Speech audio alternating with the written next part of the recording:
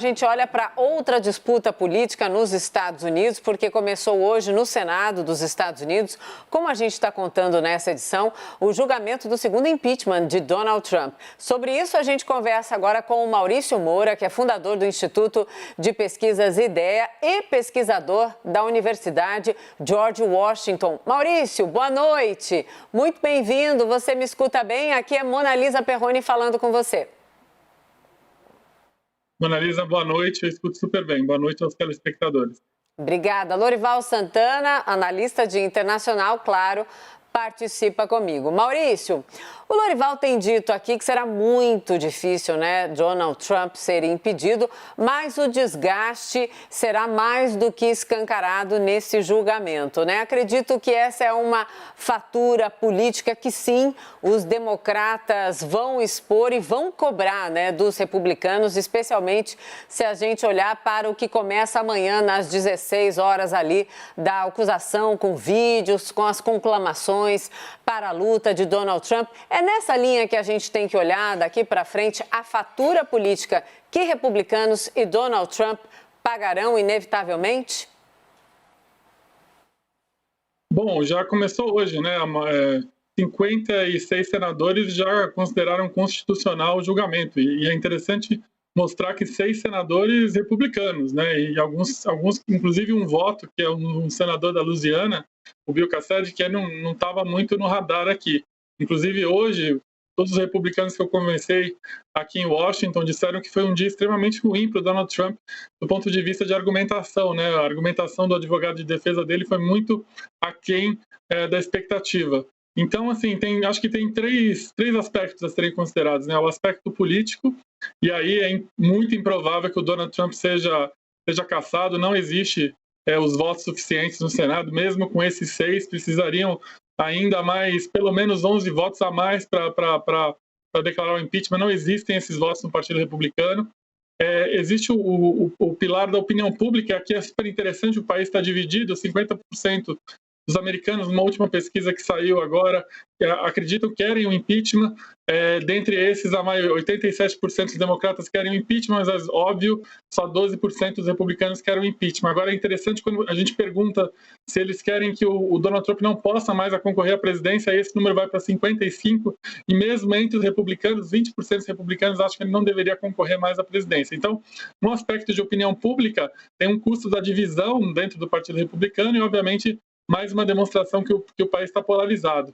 E tem uma outra batalha, que é uma batalha que vai além desse julgamento no Senado, são as diversas frentes jurídicas que o Donald Trump, na pessoa física, vai ter que encarar de temas que são anteriores à presidência, de temas da presidência e, obviamente, do próprio tema da invasão do Capitólio. Então, o Donald Trump tem um futuro bem turbulento aí pela frente. Lorival? Maurício, você é um mago dos números, inclusive tem uma lousa aí atrás de você com uma fórmula ultra complexa, você está sempre medindo o pulso do eleitorado americano. E você acha que essa corrosão lenta da popularidade do Trump, ela acabará atingindo em cheio a posição dele, a projeção dele no Partido Republicano? Porque até agora os senadores e democratas republicanos, em sua grande maioria, demonstram muito mais preocupação em enfrentar o eleitorado trumpista dentro do Partido Republicano, né? Sobretudo aqueles delegados que vão para as primárias, mas esse desgaste é possível? Você vê isso ao longo, por exemplo, dos próximos 2 anos, já que haverá eleições de novo para toda a Câmara e 1/3 do Senado daqui a 2 anos? Esse é o grande cálculo político aqui em Washington, né? Porque tem eleição muito próxima, né? A eleição está praticamente há 1 ano e meio daqui, né? Então todos estão muito preocupados, como o Lorival falou, com essa questão das primárias. Agora, o que a gente percebe é que depende do que vai acontecer com o Donald Trump nos tribunais. Obviamente que se ele começar a ter uma sequência de condenações que seja ruim para a imagem dele, obviamente eu acho que isso vai mudar na opinião pública, porque inclusive nos Estados Unidos, como o voto é opcional tanto nas primárias como na eleição geral, o que o Donald Trump fez foi uma grande capacidade de mobilizar as pessoas para saírem para votar. Se a imagem dele, principalmente a imagem jurídica, começar a ficar muito arranhada, provavelmente essa mobilização vai perder tração, né? Agora, tem uma coisa que preocupa bastante os republicanos, que é o Donald Trump se mudou para a Flórida, né? Sim. E, obviamente, parece que tanto ele quanto a família quer fazer movimentos de eleição na Flórida. Inclusive, especula-se que a filha dele possa concorrer ao Senado contra a vaga do Marco Rubio, que inclusive foi presidenciável. Então, o Donald Trump hoje no Partido Republicano é uma bomba relógio. Ninguém sabe se fica próximo ou se fica longe, porque não sabe quando vai estourar, né?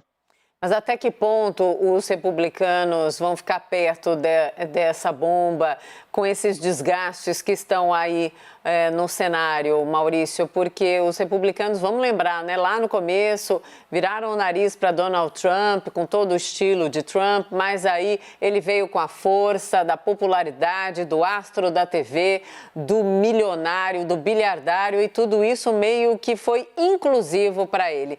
Nesse momento, talvez seja até aquele momento de pensar o que eu fiz lá atrás. Será que está tendo esse questionamento assim mesmo entre as principais cabeças do partido e até pensando no futuro dos republicanos, que precisam dar o exemplo de que eles são civilizados e não bárbaros na sua principal liderança?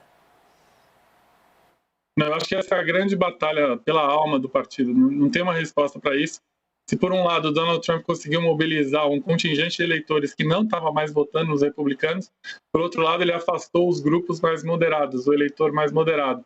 E vou dar um exemplo, e o Donald Trump também, com esse processo de tentar tirar a credibilidade do processo eleitoral, foi o principal responsável pela derrota do republicano na Geórgia. Os republicanos perderam 2 vagas do Senado na Geórgia. Sim. É uma situação excepcional. E muita gente não foi votar na Geórgia porque, basicamente, o presidente dizia que votar tinha sido uma fraude na Geórgia, então as pessoas perderam o estímulo de votar. Então, os republicanos realmente eles vão ter um caminho longo para recuperar essa ala moderada. Agora, eu já escuto aqui em Washington movimentos para que não aconteça nas primárias de 2024 o que aconteceu em 2016, onde os republicanos tinham muitos candidatos e essa diluição ajudou o Donald Trump a ter uma largada muito positiva, né? Lorival? Marco Rubio era um deles e agora provavelmente vai enfrentar a filha do Trump, ele que hoje votou pela inconstitucionalidade lealmente aí ao ex-presidente Trump. Hoje o Joe Biden disse que não estava acompanhando esse processo, que já são 465 mil mortes por Covid nos Estados Unidos, que se ele não agir rapidamente haverá muito mais mortes.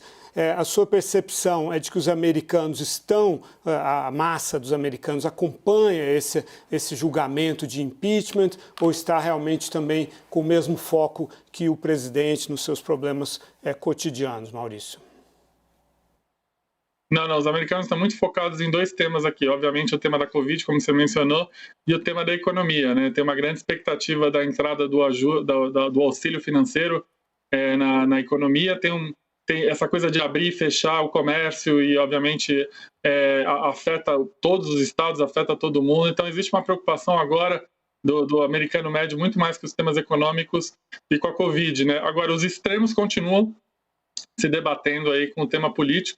Eu acho que o presidente Biden, que inclusive tem uma aprovação hoje nas pesquisas que já começaram a sair de 54%, né?